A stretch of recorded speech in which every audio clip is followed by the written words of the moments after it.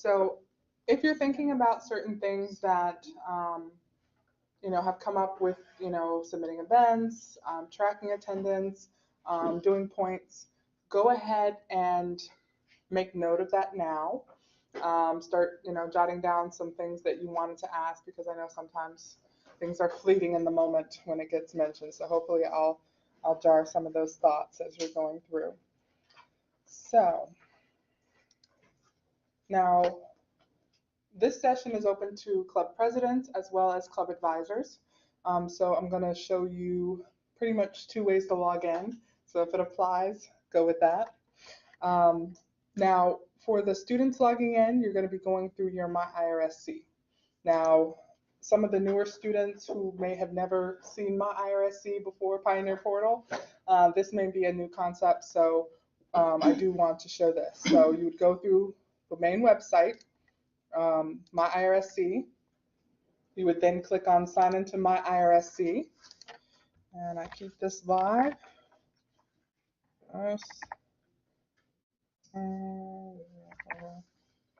Did I remember? We shall see. I feel like my hands did something funny. Of course I didn't. I'll let my hands do the remembering for me, because then they remember. All right, so once you get in on your dashboard here, there's little quick apps, and one of those is River Life. You're going to click on that to get into the student portal. And that brings up your student account, and it looks just like this. Now I'm going to go back out. Make sure you always sign out, even when you're using computers for meetings. You want to make sure you sign out, because the next person who comes along will be able to sign right on in with your information, and also log off the second one. All right. Now for employees, I was hoping Dr. back. But as far as signing in for faculty and staff go through it a little bit differently. So you're going to log in through faculty staff, and under the resources area over here to the right hand side, there's an employee information area. This is where some of our past employees may have gone through to log in to check grades. Some of them may have also gone in to look at W-2s and things like that. So yeah. And I think it remembers me, so I'm just gonna, no. And you can always reset your password from here if it's been a while for most faculty and staff members. So if you haven't tinkered in a while. And right here, there should be a quick link, or you can go under campus. Either way, you can get to River Life. And that is the employee way to log in. Good so far? All right. Now that I'm into River Life, quick shameless plug, Oktoberfest is tomorrow and Autumn Scares is Friday. Still looking for help with trunk or treating, so hope to see you out there.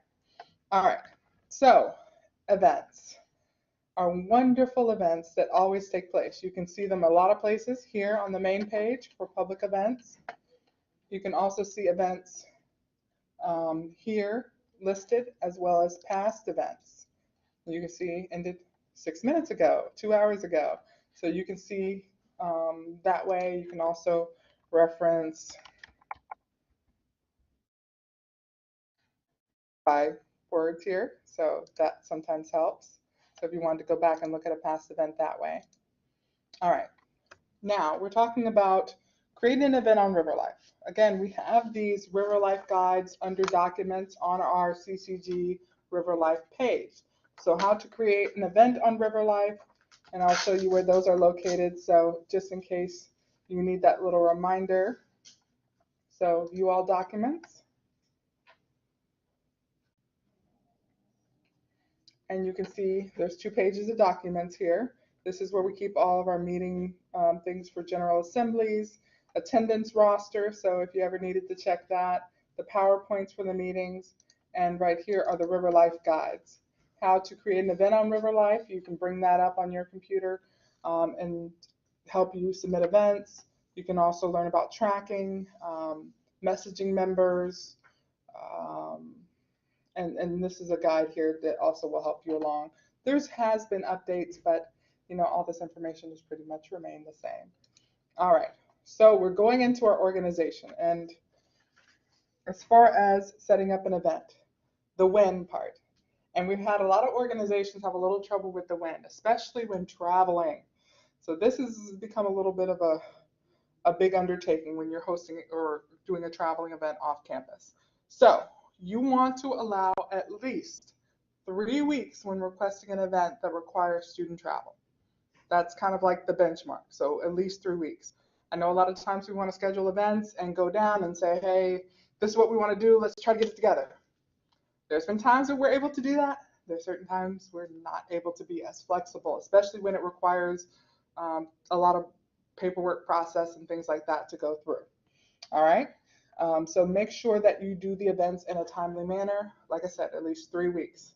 And the first step is to request the event to let us know that this is what you want to do. All right. So when you're doing events, I'm going to just go into the Campus Coalition Government page. Now, the people who can the people who can enter events will be the advisors as well as the club president. Other members may not be able to go in and add events. So, keep that in mind. Yes? Vice presidents? Vice presidents? No.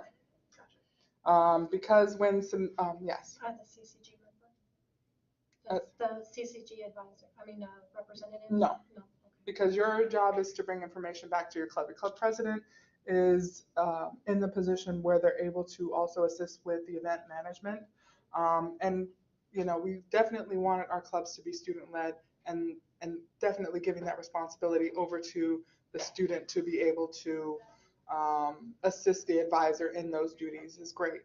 The only thing the club president doesn't have access to is tinkering with the roster, because if you've had a run-in with somebody on the team and that's in membership now, so we don't want that to happen. So that's kind of where we're at with the who has access to the event setup in that way. All right.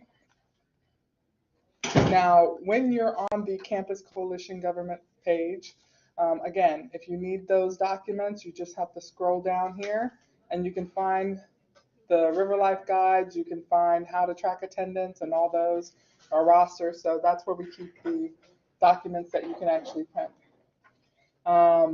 Now, those presidents and advisors, when you're going in to create an event, I'm going to go back one just because. This is how you know if you have access to manage the organization, presidents and advisors. You'll have this tab here. So once you get in there, you'll see this page and you'll also see this little hamburger up here. That's where you go in and do all of your tinkering. So you click on the hamburger. You have information, roster, events.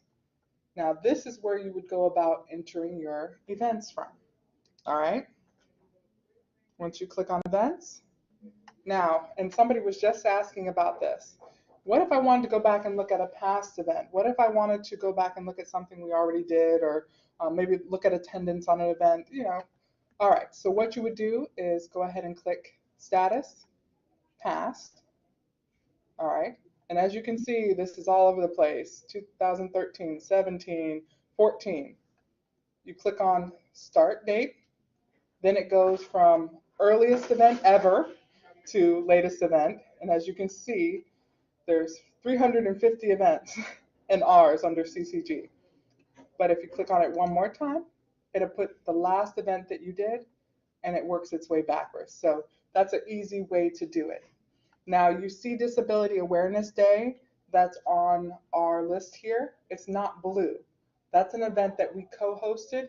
It wasn't an event that was under CCG and that we could do tracking for. So that's a good way to see if it's an event that you submitted or another club added you as a co-host. So good way of looking at that. All right, so now into the creating events. So whether you're on the first page when you come into this, you will have this blue plus event, create an event tab here. All right, title of your event, very important. One, it kind of grabs the attention of people coming in, so you can get a little creative with that. You can add parentheses, you can make it all caps like you're yelling, it's perfect. But what you don't want to do is just put club meeting. Reason being, and let's go back to the main page here, we'll go back over there. Now, as you can see, down at the bottom here, you can see Flag Football League, right? What organizations hosted the event? Volleyball game, volleyball game, volleyball organization hosting, that's perfect, graphic design. They actually put their club name and the word meeting behind it. So people know actually what club is having a meeting. So imagine if you just put on here and it was say a stock photo, for example, like here, weekly meeting. If you didn't know this was it is written down there, but depending on where you see it listed, you do want to put your club name, like Ambassador Club Meeting, Caring Through Crafting Club Meeting. So you want to be specific on that so it's written out. So when I'm looking over the events that I could want to join, that's also there. All right, so the name is important. So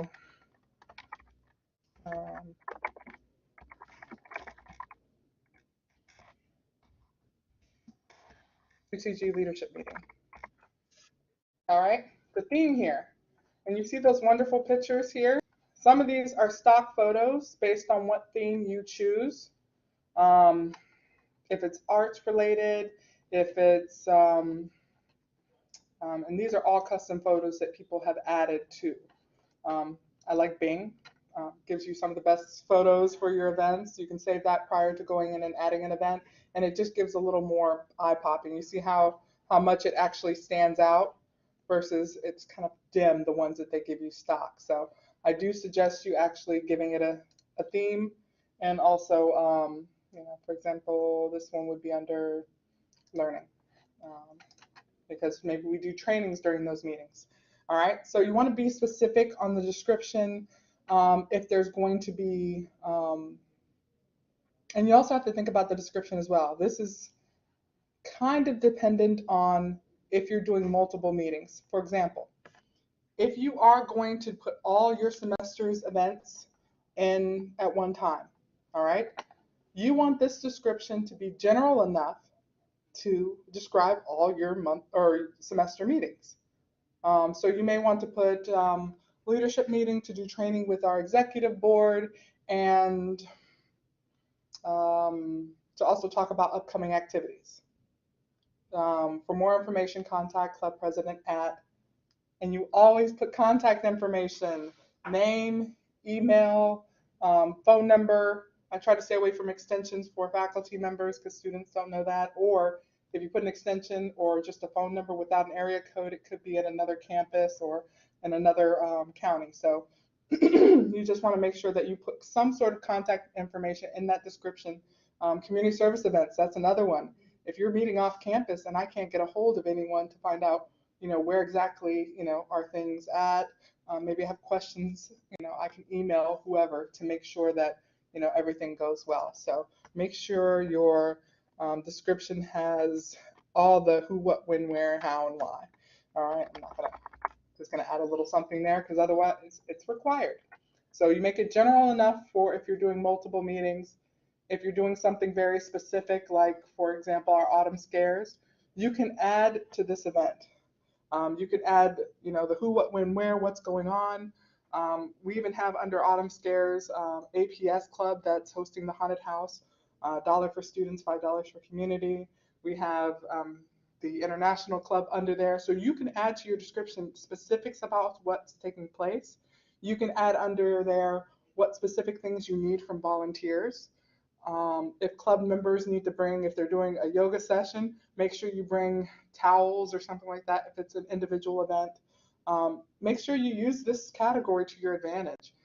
If you have some members that we need 10 people who are setting up from this time to this time. So this is where you give a little bit of description, especially if you're looking for volunteers or something. So make it as specific as you need to be. All right. And this is this wonderful new feature for co-hosting. And remember, we describe co-hosting, and I'm going to read directly from the CCG Points system sheet that we now have on our documents page on RiverLife.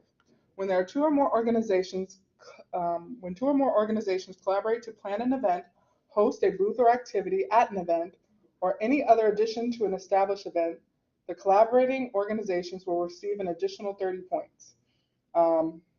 But not just for points, collaborations are two organizations working together. So it's not just our leadership, your leadership, and now we're understanding how to work together to create an event more. It's not just me going to set up a table at your event. No, it's actually taking on a bigger role in the planning process of that event. So be careful who you put on that collaboration, because then they can get some extra club points for all your work. So if it's a collaborative effort, that's when you put it down there. All right, so, and the great part about this, all your organizations are here. So if I wanted to put caring through crafting, look at there, it's right there. Or if I wanted to put Chastain campus and Pruitt campus have campus pages. And it's very important if you have a meeting on one of those campuses that you add their pages. So if I wanted to do Pruitt campus,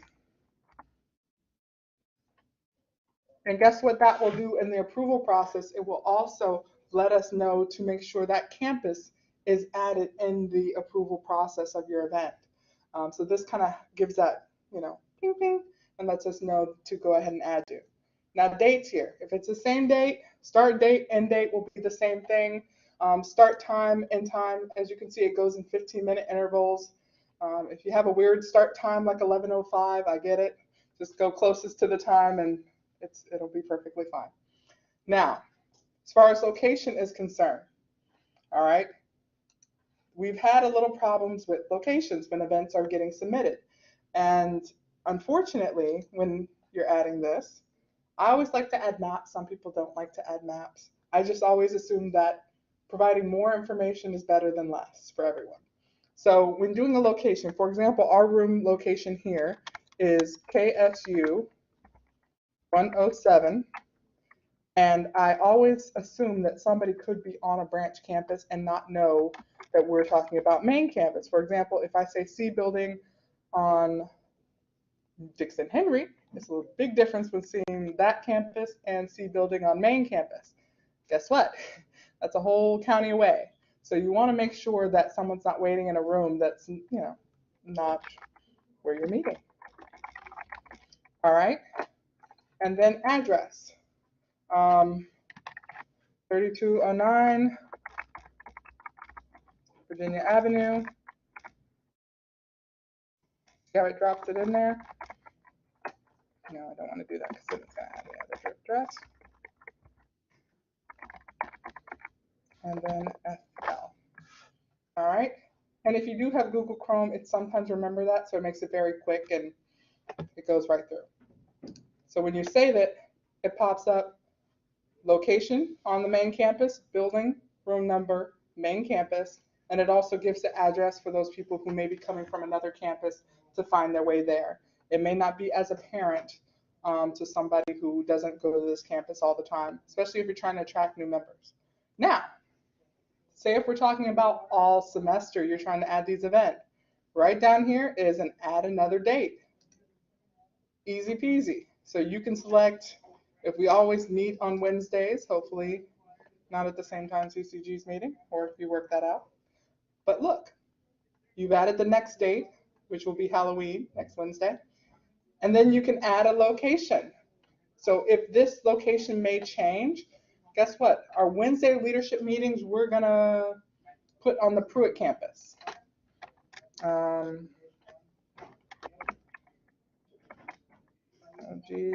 Lobby.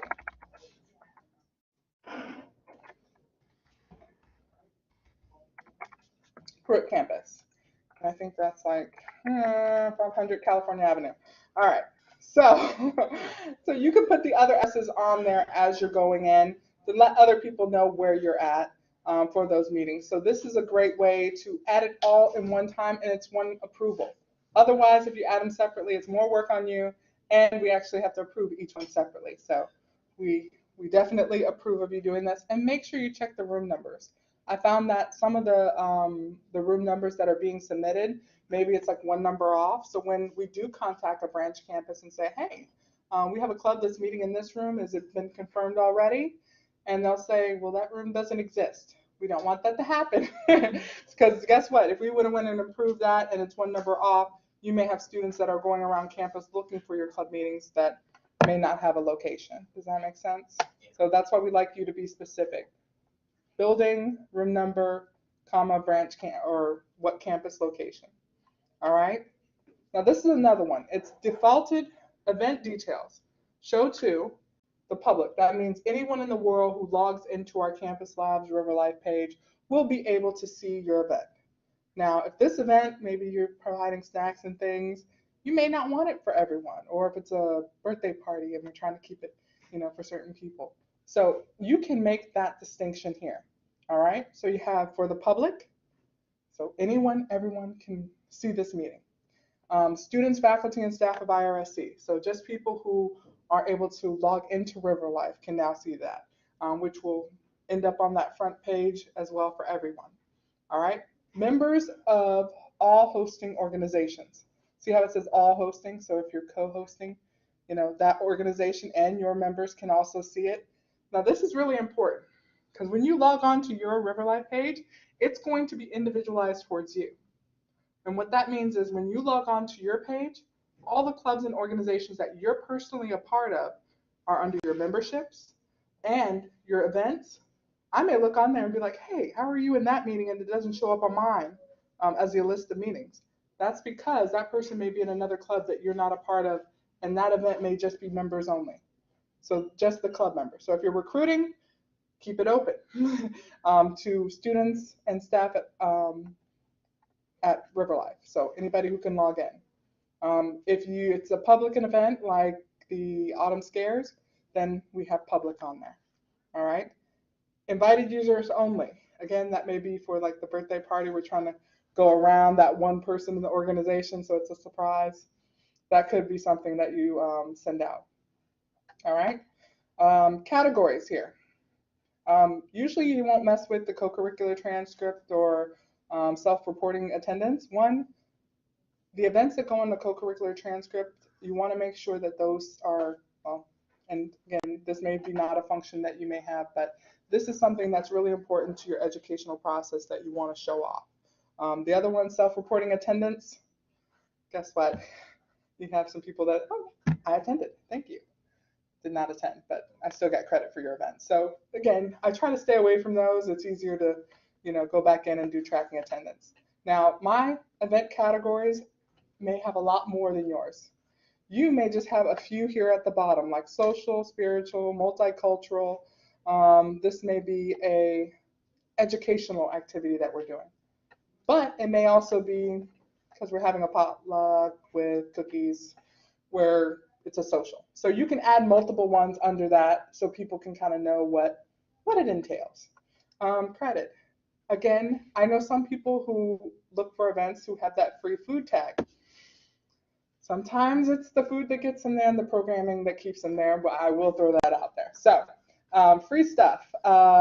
When you're talking about any giveaways or things that may be prizes, so you're letting them know what's going on. Credit, some professors may offer extra credit for attending an activity. So that is a good way to show that things are, it's worth going to. You want to make sure you go for that. So sometimes we give leadership credit and things like that. So we want to make sure we do that. Who can RSVP? I've actually used this for, and shameless plug again, we have GE coming up and we were looking for volunteers as well as clubs who want to sell things. So I put under there that, well, anyone can RSVP, but I limited to the number of RSVP spots to 8. And I made mention that, RSVP, but make sure that you can do it, because otherwise I'm getting your name and then guess what? You can't be there. It's not just a RSVP, maybe I can show up. So that's why you want to make sure that you kind of take a look at that and see what you need. So especially if you have like a limited thing where you just need a couple people. All right. Then you go on. You can also go back. The allow guest part, again, you want to be very careful with allowing guests because, again, advisors should be at all approved IRSC events. I will throw that out there. And then when you not only have students coming, but you also have guests, when it's like community service projects, usually those are open to whoever. But if it's something here on campus, maybe you have limited resources where you're using club funds to purchase things, or maybe it's just a smaller gathering. Just think about when you're clicking that button what you're doing. And maybe it's a video showing of student work and it's for the families and friends of the members that are coming. That's fine. So just make sure when you're filling this out, you just don't click through. You take a little time to think about what's actually taking place, because this lets us know what's going on as well. All right. Now, this is where we were talking about making sure that the photo actually corresponds with what's taking place. So if you choose a file, let's see if I have any stock photos on here. Let's see, we have a wonderful photo here. I don't know. Oh, there we go. Hey, Benham. This is going to be a fun leadership meeting. So it's going down at our leadership meeting. So this is this would be your photo of your meeting. It could be a representation, like if it's a Halloween party, I may put a pumpkin. If it's where you're able to, some people aren't as techie, so if you're able to get a JPEG of your flyer, you can put the flyer here. But I do tell you, it does a rectangular cropping, as you can see.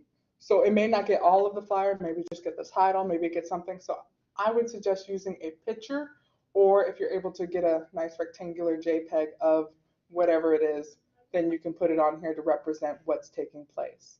So just think about that before you start getting into the event, because once you get here, you might stop and you may not come back and you may forget all this stuff. So just make sure you have that photo ready when you're going into the event. All right, next thing. You don't probably have this one because I'm an administrator, so I can kind of skip some of the extras. Now, most of this will fall under student organization. So you're going to click student organization. Sometimes we have athletic events. That's usually reserved for athletic teams, college departments, programs, things like that will go under there. All right.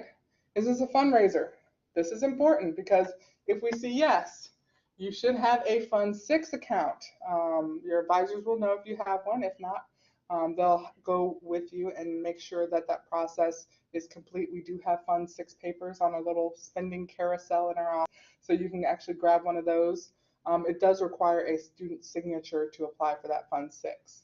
And Linda Rocher, for all employees, is the one who actually can check your accounts, budgets for Fund 6. I have a listing of all Fund 6 accounts, so you can let me know if someone is questioning whether they can start fundraising or not. All right. But no, this is not a fundraising activity. All right. So anticipated number, again, it's anticipated number. We're hoping at this leadership meeting, I've done 10 to 15 before. It usually works. Cost of the activity, everybody's bringing stuff, so it's $0. We're going to be communicating, and that's why they kind of have these little breakoffs here. What is the educational benefits? So these are some of the outcomes that we assign to all of our events. The descriptions are a little, dense when reading it, and you're like, I think that could be. That's why we added these little blurbs at the end in parentheses. So communicate clearly, thinking critically. If you're going to be all over the place with an event, hopefully you're communicating clearly. That's one of the outcomes of being able to network and work an event. Thinking critically, if you're going to have to analyze any problems, things like Brain Bowl, yes, they're going to be thinking critically at their event.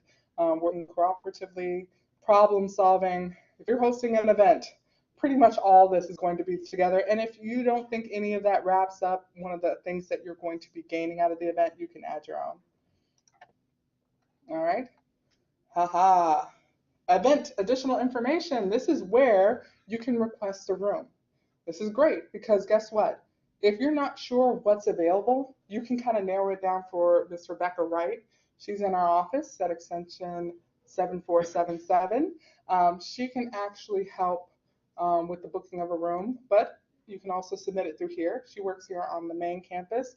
We do have other individuals that can help book rooms on additional campuses. So again, that's the location and everything is important to us because that's how we identify what campus we need to collaborate with to get your event approved.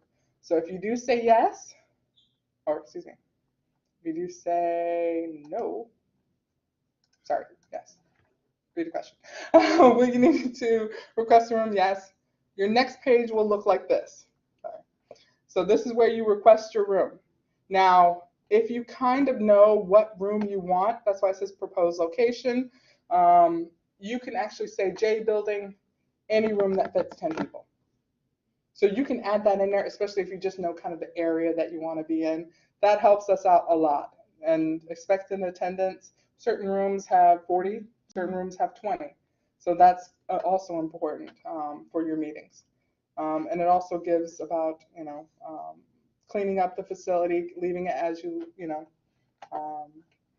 as you came in. Now, if it let me go back, you know what, it's going to make me do this all. But wonderfully, if you've already have the room reserved and booked, not just it's the room you've been using, but reserved and booked already, some advisors will call ahead, get the room reserved, and say, okay, we have this room reserved. Guess what? That makes my job and your job a lot easier. You put that room in there. No, we do not need a room. But because of all these little red things, you do have to fill those out. Start time, end time, cleanup time. You want to allow yourself, even for club meetings, 15 minutes before, 15 minutes after, just because.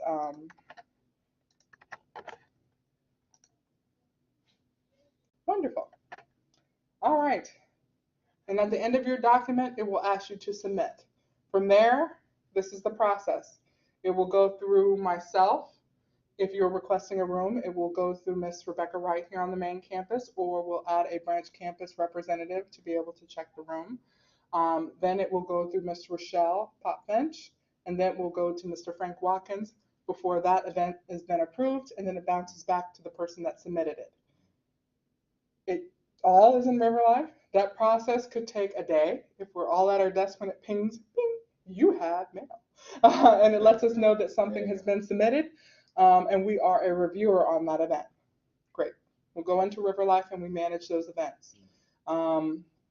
We may send something back, or we may send a message to the person that submitted it if something is not clear. In cases where, like, I noticed the room number was wrong, or they just put the address of the campus. If you just put an address of a campus and we have no idea where it is, that event will be denied. Don't think of deny as a bad thing. Just say resubmit. Just think of resubmit. And if you ever want to know where your submissions are, if you click on your name bubble or your initial bubble, if you haven't put a picture in there, make sure you put a picture in there just in case someone wants to find out who you are and who's this new person that just joined our club.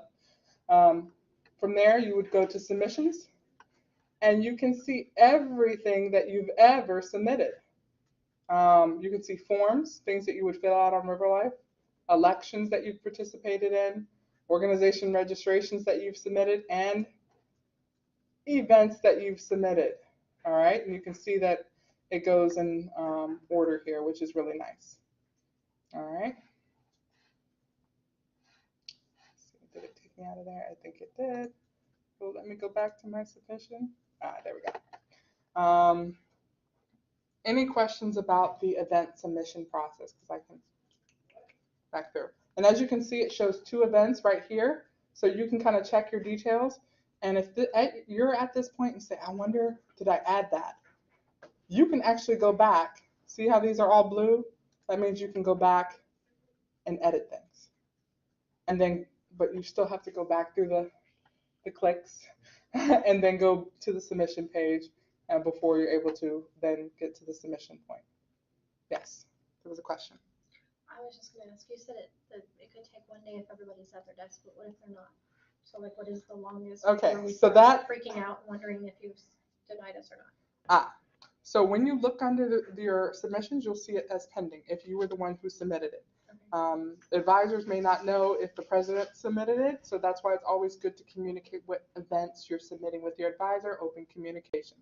But when it comes down to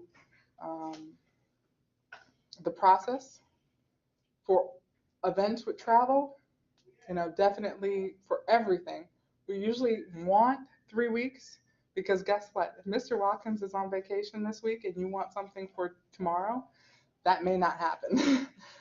Or if you're expecting travel and paperwork to get signed off on, and it's going through budget processes, again, that could put you behind on your event. So for the most part, we try to get things approved within a couple days to a week. Like I said, this week's been crazy, so we've been all like little ping pongs. It's like we're tagging off in the office, next person. But when it comes down to the approval process, that time can vary. But like I said, give us at least 3 weeks.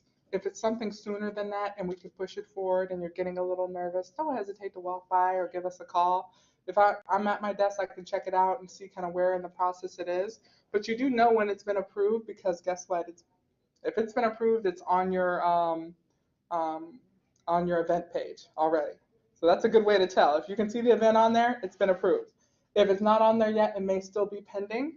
And if you have questions about it, let us know. But also check back to see your submission, because if we do send a comment, it will send a message back to you through your email to say, hey, there's been a comment left, and it shows you what the comment is. Like, is this event off campus? Will your advisor be there? Is this room number correct? Double check your location. So we may send messages back, or we may send it back and say denied, please update this or your description. So there's a couple things that you can do there. So just be aware of that we could send things back and talk about that. Yes. I think the answer, I know the answer to this already, but I want to make sure. Okay. If my advisor submits and it's still pending, can I see that event as a president? The same event. So It's pending. if it's pending for your advisor, it will probably still be pending for you, because there may be something that we're waiting on to find out from them. That's the only thing I can think of as you would never need to submit the same event twice. So there may be an issue where if something gets sent back and the advisor says, oh, I didn't notice that. Hey, can you submit this event back to them with the corrected portion on it?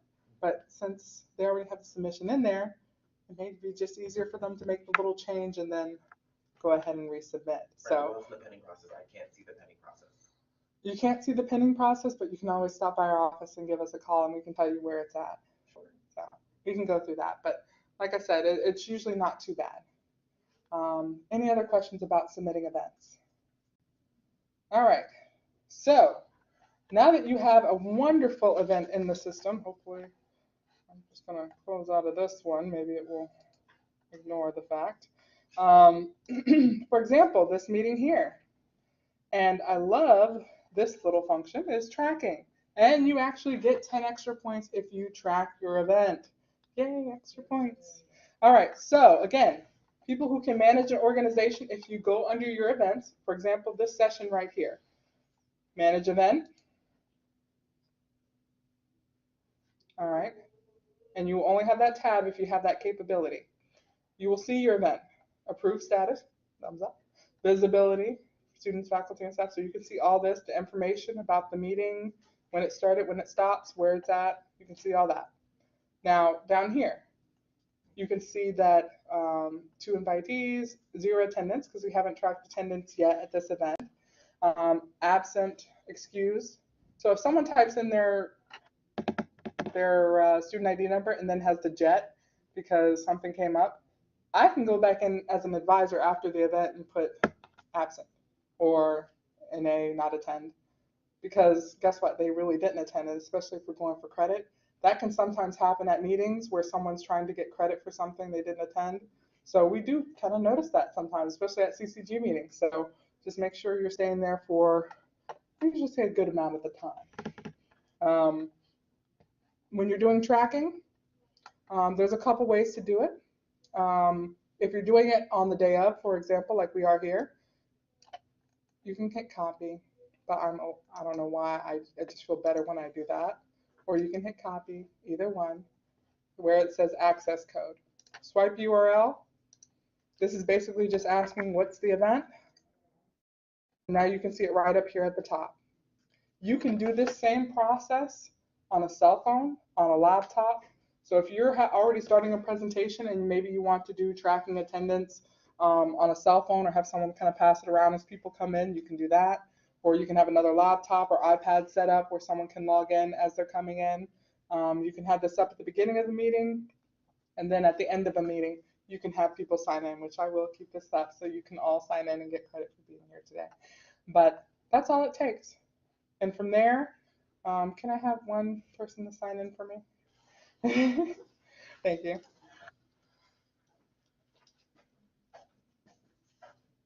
And the good thing about signing in, if someone ever thinks they may have misentered their student ID number, have them type it again. Even if they enter it correctly, it will only count them once.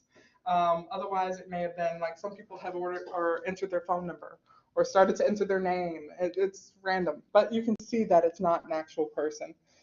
It may be an unidentified user, so that person may not have ever entered into River Life before, so there could be that. So as of right now, it's just ready for the next person. You see success, that means someone has successfully entered. Yay, green means good. Green is good. Da da da da da. Bad. Oh, no. Invalid. That's how you know that someone may have entered something incorrectly. Got a thumbs down and everything. Yeah, it's very, That's very real. vivid. Real clear on that message. All right, and you can also see under here, and I'll have to refresh, because say if I went back to this event, refresh. Now you can see one attended.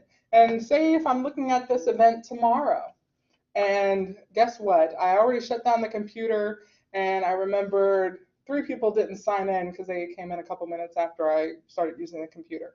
Guess what? I can go here to track attendance. Guess what? Thank you, Andrew.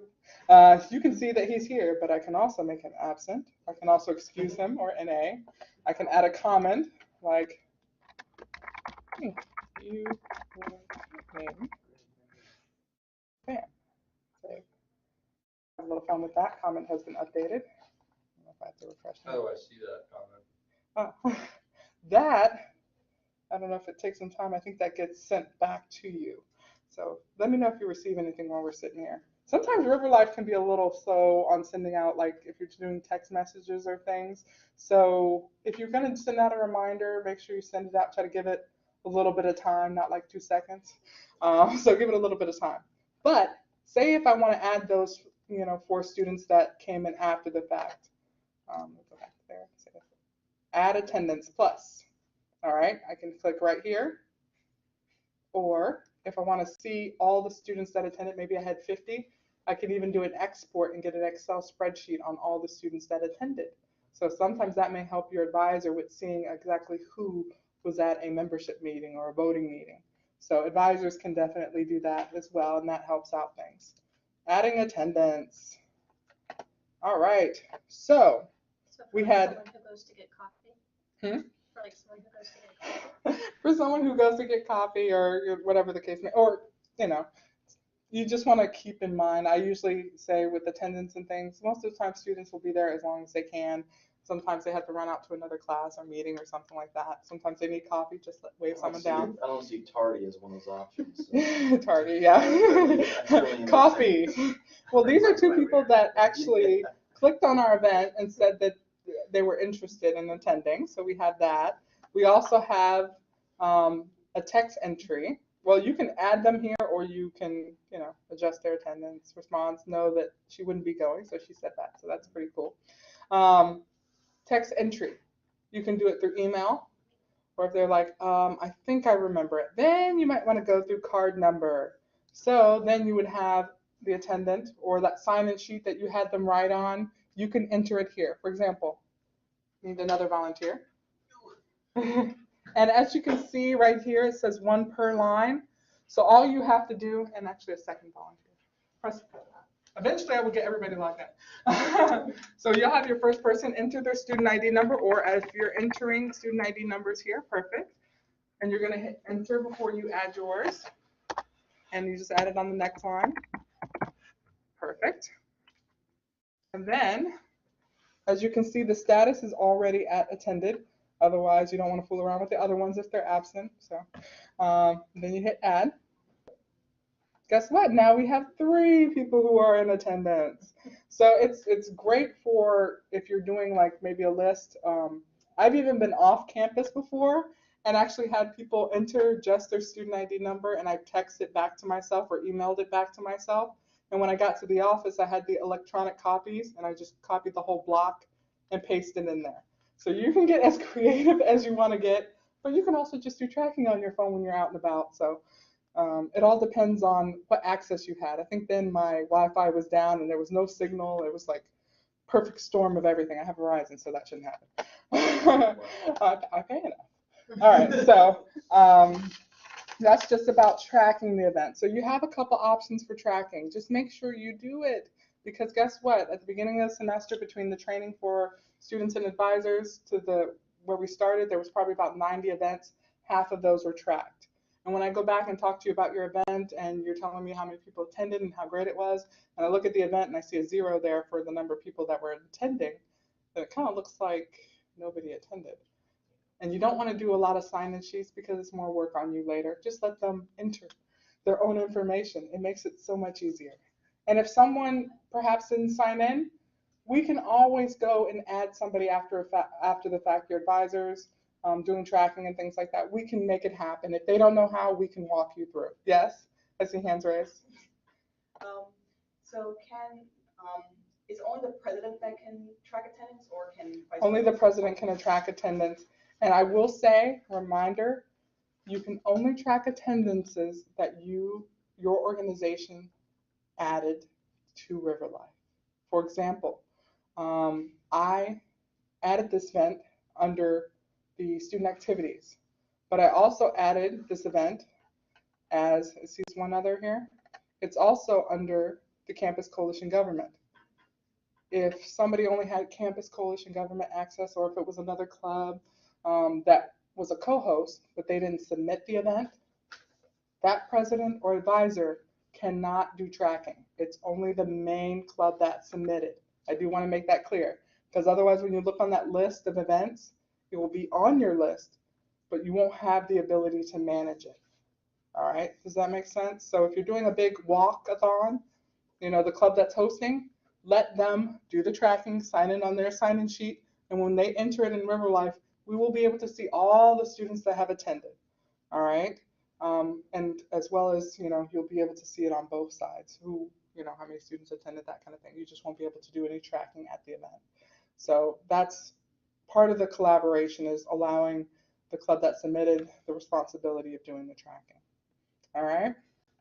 So, and last but not least, we have the points handout. Again, Campus Coalition Government. You go down to our documents.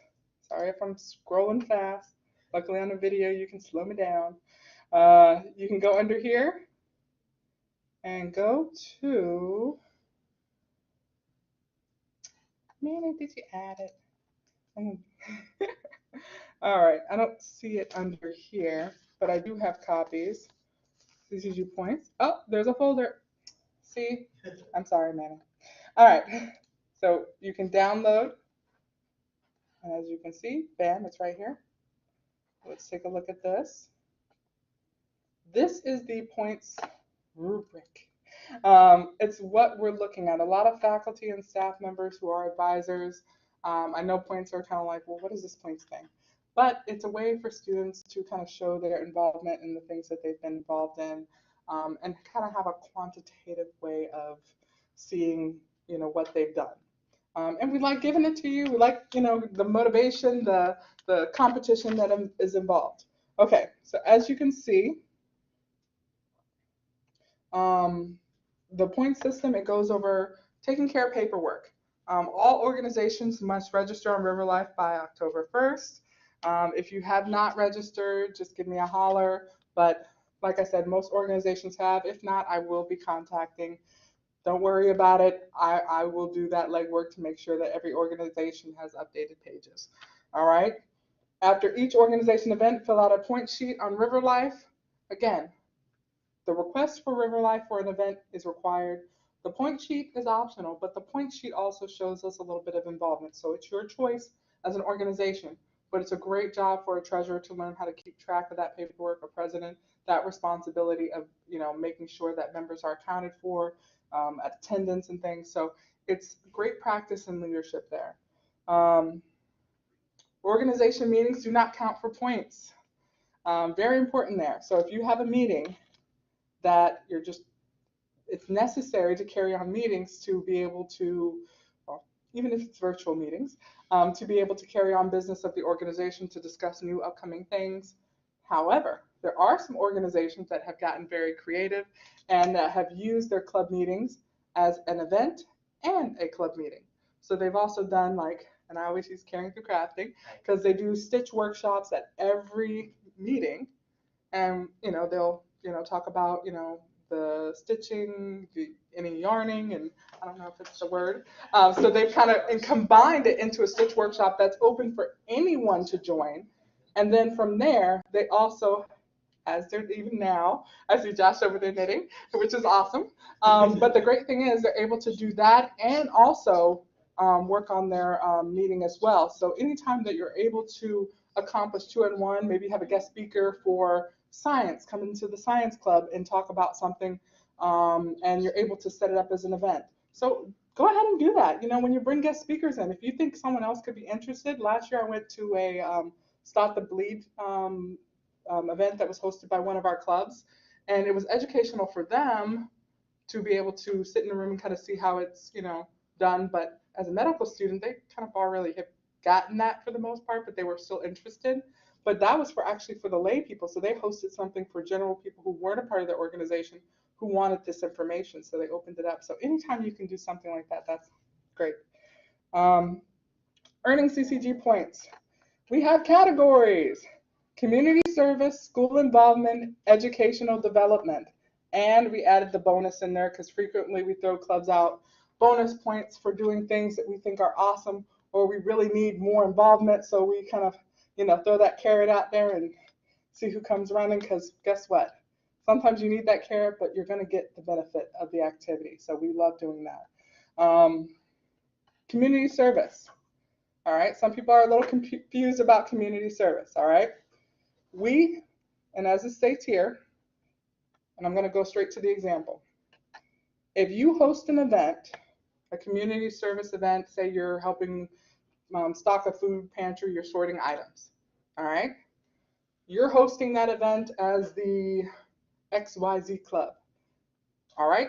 You're already at 50 points. But guess what? I'm going to keep the Human Services Club. You get to, you want to join that event. So guess what? That means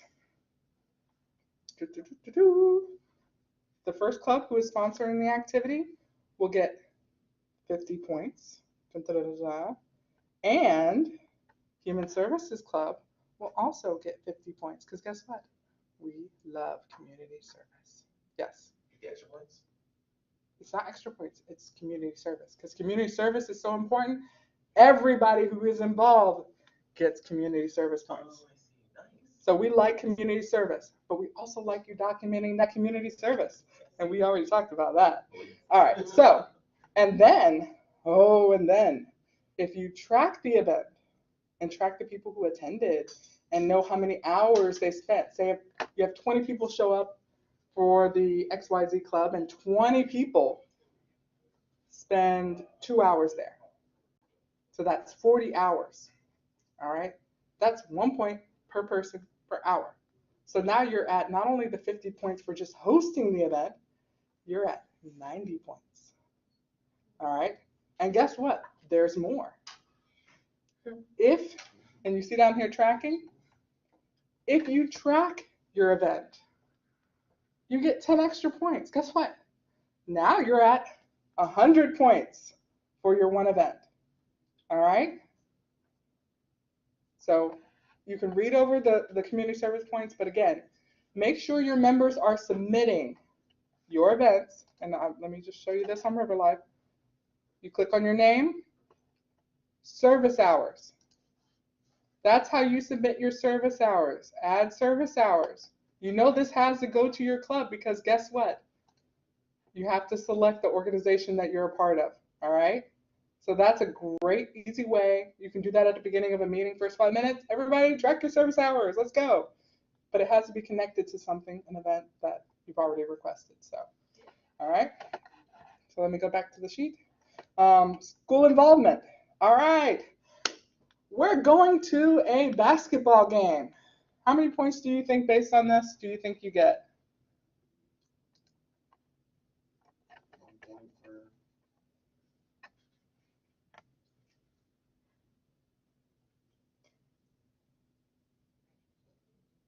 So is it 1 point per hour per 15 person? points? 15.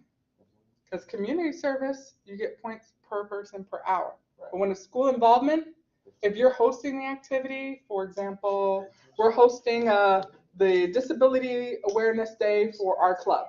So we're out at the pavilion. We're hosting it. We would get 50 points for hosting that event. All right? Now, your club comes to our event and say, hey, we're going to come support. Let's go out there and have some fun and learn. You get 15 points for just attending. So all these basketball games that are coming up, woo, woo, woo. Deca Bazaar, if your club wants to come in force and attend the event, great. So make sure you're getting out there, because guess what? You get points for just attending events. And for each one of those, you would submit a form, For each one of those, you would submit a form. and that's located on your own organization page under forms? Actually, it's located on everyone's page. Okay. Let me just finish this and I'll show you where the points form is located. So that's kind of the difference between the two.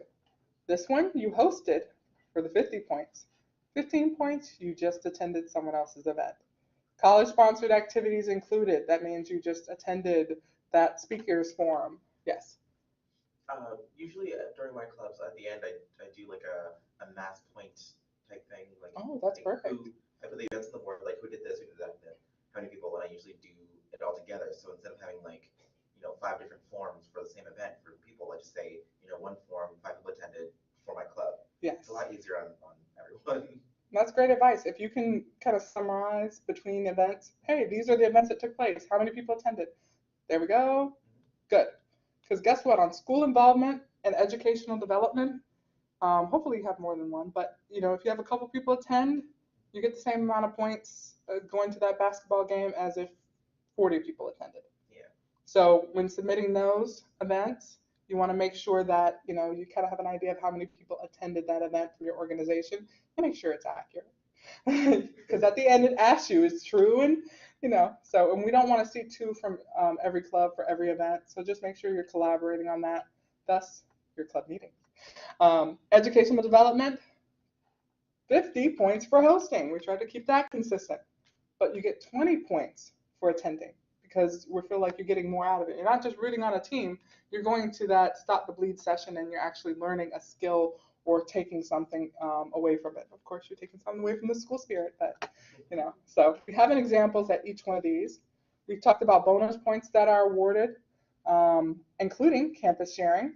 If this is your main location where you have all of your events, and we know the clubs that are on branch campuses, but if this is your main campus, say the Ambassador Club wants to host an event on Chastain campus, well, guess what? After that event, they can get 50 points because they shared what they do with another campus. We love that. Tracking attendance, you get 10 extra points that get awarded. So if we see a 0 there, you do not get that 10 extra points. If you add that little sheet 3 weeks from now, because everybody signed in on a piece of paper, guess what? You don't get that 10 points. So make sure you do it at the meeting or very shortly after the event if you had to do a sign-in sheet, if you had to. Oh, and everybody can do box tops for education. 25 box tops equal 50 points. You can have a box at your meeting and just collect and just turn those into our office. Yes. The investment club does events on Mueller campus every Tuesday, and I've been doing it since like towards the beginning of the semester. Can I still get points for that? Events or meetings? I mean, I guess you could say both. Well, if it's a meeting, you don't get points for those. But if they're actual events that are in River Life and approved events that aren't just club meetings, you can get a points for those. Well, they're in like a class, and Professor Green gives me 20 minutes in the beginning of her class to talk to her students about the investment club investments and stuff. So that would just be a meeting. We can talk about it and find out what it is. If you're doing outreach activities, there's a lot of ways we can look at that. We want to give you points, but we just want to make sure it's for the right things and making sure that. So just come see me, and we can, like I said, we can talk about it. But The biggest teller is if it's approved in River Life, if it's there, or college sponsored, besides club meetings. All right, so we gave examples of co-hosting. Remember, we talked about co-hosting. You can get an additional 30 points. So if you co-hosted that event and you were there and active, not only do you have 100 points, now you have 130. So you can see how it can add up. All right, remember, only the host organization can do tracking. All right. Does that include when we have to put like the branch campus? Is that qualified as that? No, that's when you go to campus sharing points. Oh, Because if your organization is outside of main campus, and say you're out of Okeechobee campus, then all your campus sharing bonus points would be reaching out to the other sites, including main campus. But for most clubs, it's any other branch campus: Mueller, Dixon Henry, Pruitt, Chastain. so then you would submit and it would get. You would submit, and we would look over it, see where it was hosted. And if it's on a branch campus, you will get 50 extra points for campus sharing. And if you don't see that, or if you have questions about where it is, it could have been some discrepancy, and we can make sure we And correct that's that. for events only though, right? Not meetings. Not meetings. All right. Co-hosting, again, we gave a couple examples. 2 organizations host an event called Fall Forum, where IRSC students can receive study tips and learn about being engaged students. 1 organization submits the event request form listing the other as a co-host. Both student organizations submit points, because you got to submit the points, otherwise you don't get them. Form specifying which organizations were co-hosts. You can do that on the form. To receive an additional 30 points each, both organizations would receive 80 total points for this collaboration. Because guess what? They both were in the process of hosting the event, so they both get the 50, and then they both get the 30 points. Now, if one club doesn't submit anything, then one club will just get 80 points. It's not gonna, hurt if you don't, but just don't get the points. So make sure you do it. All right. And again, the event category of a given activity will ultimately be determined by the CCG treasurer and the student activities department. So remember, we're trying to be flexible, but we also want to be consistent with what we've done. And our treasurer does a really good job. She actually keeps a book of what she decided on a certain type of activity, if it varied a little bit, just to make sure. Any questions about points? And as you can see this little blurb down here, I almost went by that. Any event or activity which involves volunteering will always be categorized as community service, and the event or the organization will receive points as detailed above. In a case where an IRC organization is donating goods, supplies, money to an outside entity, the organization will be awarded 50 points community service only. Because that makes it kind of hard. We tried to do counting cans, we've tried to do giving a amount of points for a certain amount of dollars, and sometimes it's just really hard to quantify community service.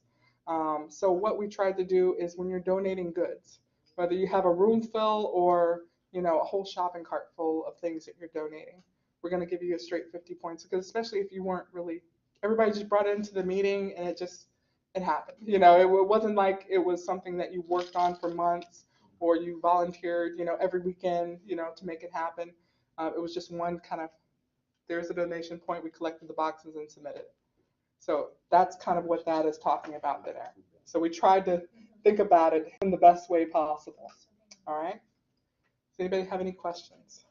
We went over event process, what you need to do. We went over tracking. We went over club points in the process. And again, you can find this under CCG Points system or points on the website, River Life, under documents. So, yes. At least once a year or once a semester, the craft club does Save the Chimps kind of blanket event where you just get big pieces of that, cut them up and make blankets for the chimps. Would that count as donating or community service? See, with that, and see, like I said, I'm just like making it rain with points, because you're actually, to me, it's one thing if you bring in that canned good, and like I said, I can talk to the treasurer about it, because, and I don't know if you feel the same way, but I feel that if you drop off a canned good, I went in my pantry and got it out. But if it took you a week or 2 or more to sew a blanket for someone, I think certain time that you spend on that should be counted. So like I said, whatever we do it consistently from the beginning where points cutoff is, which is usually around March. So it gives us time to get the awards and things together. Wink, wink. You can set it up so that you could have sewing events, where you all get together to sew it and get points for each of those events, and then when you donate it, you get the 50 points for that. Oh, absolutely. And you can set them up as events, like say this week in the KSU, we're going to meet because we're working on our sewing project. We're going to meet today from 1 to 2, Friday from 1 to 2, and do our sewing, events in the cafeteria. If you want to come help, we're sewing blankets from this event later on where we're going to donate all of them. So there's little things that we can do. But like I said, it's just every organization is so different. Every type of community service is so different. And as long as we're consistent with that, we feel strong that, everybody's going to be treated fairly. But the points. And like I said, points are the extra part. It's what you're getting out of the event, but I know people are serious about points. So, yes. I have another meeting I have to go to. Oh, absolutely. I'll just email you. Okay, perfect. All right. Do they log time to show you how much time they spent on and When it's community service, or if you're not sure if it falls under community service, you can track time. When it comes down to school involvement and education involvement, those you can track names. Or you can just see who signed in that event. That also helps. Any other questions? All right.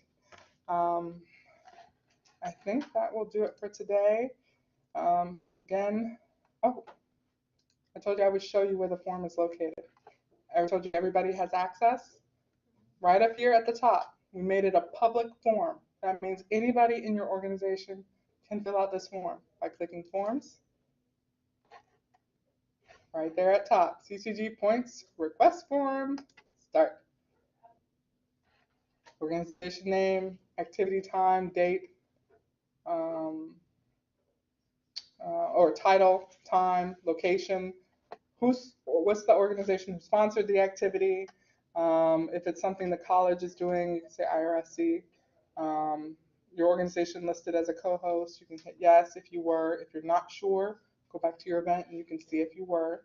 Details. I will say the name is important because this should match what you have on your event. So it helps us figure out what you're talking about. Sometimes I've looked at the two same things and they look completely different based on the description, based on the title. I almost couldn't tell besides the date. Even the time was a little off. So make sure that you're comparing it to the other event. And even if you had to go back to another page like this, copy, if it said everything you needed it to say, and paste. Make your life easier.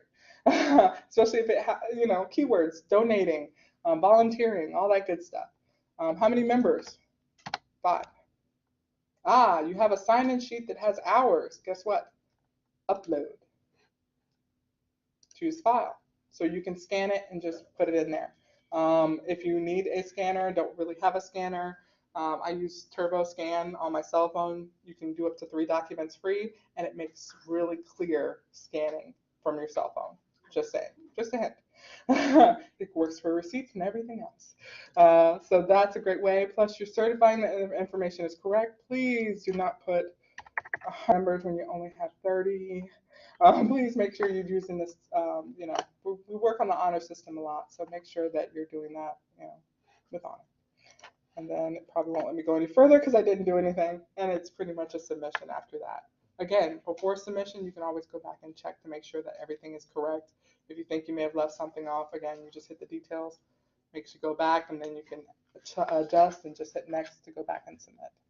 So it makes it easy. Anybody from the organization can do that. Anybody can add pictures to your gallery.